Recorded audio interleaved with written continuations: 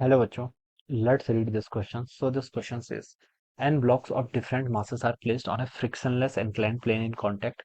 They are released at the same time. The force of interaction between n minus one and nth block is, ठीक है। n minus one और nth block के बीच में आपको क्या बताना है? आपको इंटरेक्शन बताना है। क्या बताना है आपको? द फोर्स ऑफ इंटरेक्शन, ठीक है।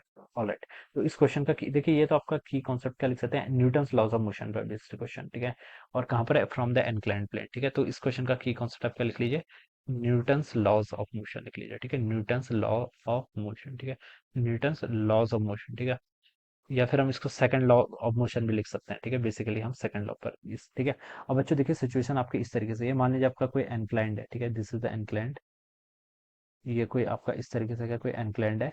यहाँ पर देखिए एन ब्लॉक्स हैं और डिफरेंट मासेस, सबका मासेस क्या डिफरेंट है, are placed on a frictionless inclined plane in contact. They are released at the same time. मान लीजिए आपका एक ब्लॉक ये है, ठीक है। सिमिलरली आपका एक ब्लॉक यहाँ पर ऐसे है, ठीक है। This is third block. ऐसे करते करते आपके देखिए यहाँ पर कितने ब्लॉक्स हैं टोटल? आपके एन ब्लॉक्स हैं, ठीक है। एन ब्लॉक्स हैं तो मान लीजिए ये आपका कोई एन माइनस वन ब्लॉक है, ठीक है। This is an minus one block. इसके ऊपर क्या होगा? आपका ये एन ब्लॉक होगा, ठीक है। ये दोनों आपस में देखिए मिले हुए हैं, ठीक है। ये दोनों क्या आपके placed on the frictionless inclined plane, ठीक है। हमें इन दोनों के बीच का फोर्स ऑफ इंटरेक्शन मिले हुए हैं, लेकिन देखिए मैं इनकी एफबीडी बनाने के लिए इनको अलग अलग बना रहा हूँ, ठीक है। अब देखिए जो ऊपर वाला ब्लॉक है, इसकी टेंडेंसी नीचे जाने की होगी, तो ये इस वाले ब्लॉक पर देखिए फोर्स लगेगा किस डायरेक्शन में? इस डायरेक्शन में, ठीक है।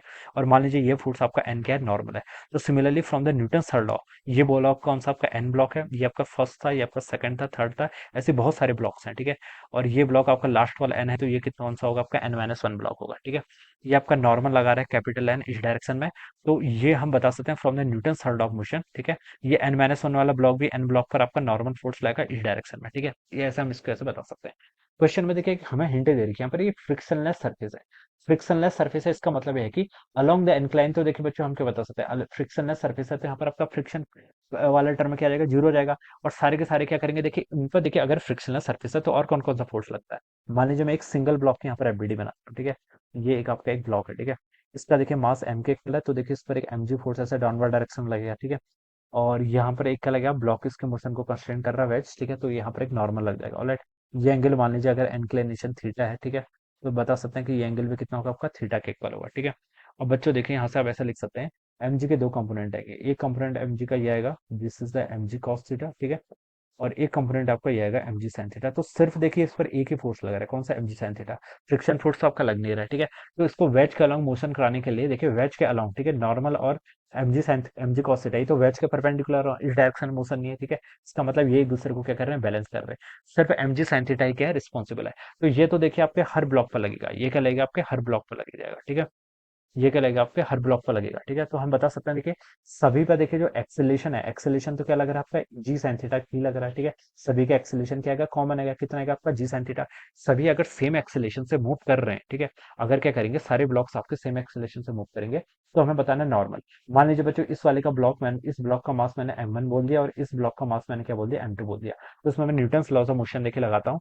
तो इसका एक्सेलेरेशन m1a, ठीक है, ये किसके इक्वल होगा? देखिए डाउनवर्ड डायरेक्शन में इस पर m1a देखिए किसके इक्वल होगा? आपका एक तो ये फोर्स लगा रहा है, कौन सा? ग्रेविटी का। ग्रेविटी का फोर्स का m1g sin थीटा लिख सकते हैं, ठीक है। ये लग जाएगा, ऑलराइट। माइनस मान लीजिए आपका कोई ये नॉर्मल लग रहा है, ठीक है। नॉर्मल देखिए इसको सपोर्ट कर रहा है, तो इस पर तो आपका नॉर्मल n लग जाएगा ऐसे, ठीक है। और m2 ब्लॉक की अगर मैं एफबीडी बनाऊं, तो m2a देखिए ये किसके इक्वल होगा? m2a को मैं लिख सकता हूँ यहाँ से आपका m2a को क्या लिख सकता हूँ? देखिए m2a का m2g sin थीटा इसके मोशन को सपोर्ट कर रहा है, माइनस नॉर्मल अपोजिट डायरेक्शन में, ठीक है। अब दोनों का एक्सेलेरेशन क्या सेम है? दोनों का एक्सेलेरेशन क्या है बच्चों? आपका सेम है। एक्सेलेरेशन देखिए, इसका भी इसका जो एक्सेलेरेशन है और इसका जो एक्सेलेरेशन है, मान लीजिए इस वाले ब्लॉक का एक्सेलेरेशन ए वन है, इसका ए टू है। तो हमें क्वेश्चन बोल रखा है कि ए वन और ए टू क्या है बच्चों? इक्वल है, ठीक है। ए वन और ए टू क्या आपके इक्वल है? अगर ए वन और ए टू आपके इक्वल है, तो ए वन और ए टू आपके इक्वल किस कंडीशन में हो सकते हैं? जब ये नॉर्मल आपका जीरो के इक्वल हो, ये नॉर्मल भी कितना होना चाहिए? आपका जीरो के इक्वल होना चाहिए, क्योंकि m1 से आपका m1 कैंसिल हो जाएगा। उस कंडीशन में ए की वैल्यू कितनी आएगी? जी साइन थीटा, जो आपकी ये वाली कंडीशन सेटिस्फाई कर रही है। ये वाला n, ठीक है, इसकी वैल्यू अगर जीरो होगी, तो यहाँ से m2 से आपका m2 कैंसिल हो जाएगा। ए2 की वैल्यू भी कितनी जाएगी? जी साइन थीटा। तो जो इस कंडीशन को सेटिस्फाई कर रहा है, तो ए1 और ए टू को देखिए बराबर होने के लिए, ठीक है, जो कि है, उसके लिए कंडीशन क्या होनी चाहिए? आपकी नॉर्मल की वैल्यू आपकी जीरो होनी चाहिए, ठीक है। नॉर्मल क्या है? इन दोनों के बीच में फोर्स ऑफ इंटरेक्शन।